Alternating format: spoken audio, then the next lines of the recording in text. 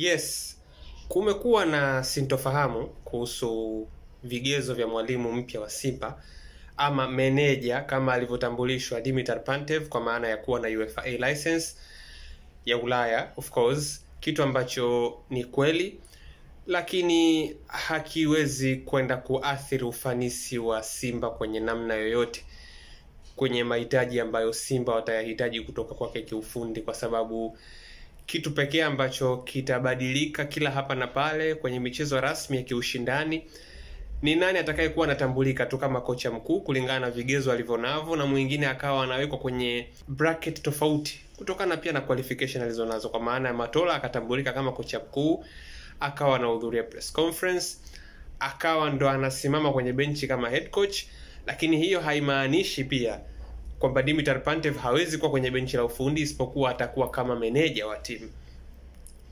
Itoshe tu kusema kwamba Simba itafundishwa na Pantev for the time being mpaka pale itakapotangazwa pengine kama atakuwa na leseni ambayo itakuwa inakidhi. Kwa hiyo ni issue ndogo kiukweli kuliko vile ambavyo pengine labda imejaribu kukuzwa na baadhi ya watu. Ni vitu ambavyo vinatokea, alafu hizi issue ni very common kuliko watu wanavyofikiria. Yaani zinatokea mara kwa mara kwenye soka la Afrika kuliko vile ambavyo watu wengi wanatarajia.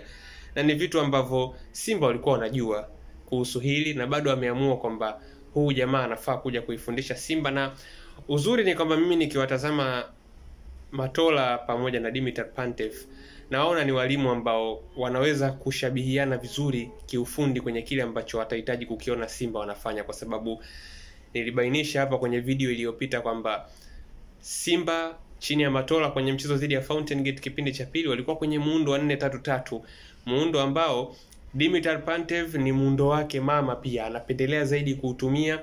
Na nikitazama matumizi ya Matola kwenye kipindi cha pili kwenye muundo wa 4-3-3 haukuwa na tofauti kubwa na kile ambacho Dimitar Pantev anakitaka pia kutoka kwa wachezaji wake. Namna ambavyo viungo walikuwa wanaongezeka kwenda kushambulia, kila kitu kilikuwa kinaonekana kipo sahihi kulingana na jinsi ambavyo mwalimu aliyekuwa wa Gaborone namna anavyotaka timu icheze na kile ambacho nilikiona na Matola. Kwa hiyo vitu vingi vinaonekana kuwa vinashabihiana, na naamini hakiwezi kutokea chochote ambacho kikaathiri ufanisi wa Simba kwa hizi taarifa ambazo zimekuwepo.